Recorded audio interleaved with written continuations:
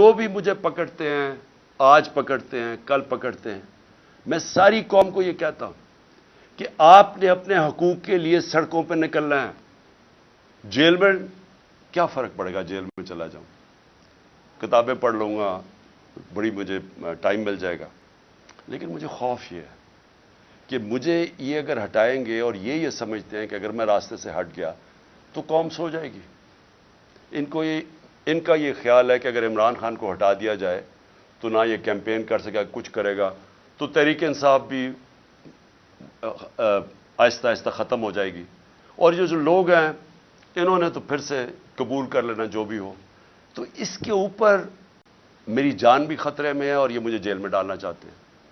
آپ کو میں صرف یہ کہنا چاہتا ہوں کہ آپ نے یہ فیصلہ کر لینا ہے کہ عمران خان ہو یا نہ ہو، آپ نے اپنی حقیقی آزادی کی جنگ لڑتے رہنا ہے۔ یہ جہاد ہے آپ کے لیے اور اسی میں آپ کا مستقبل ہے۔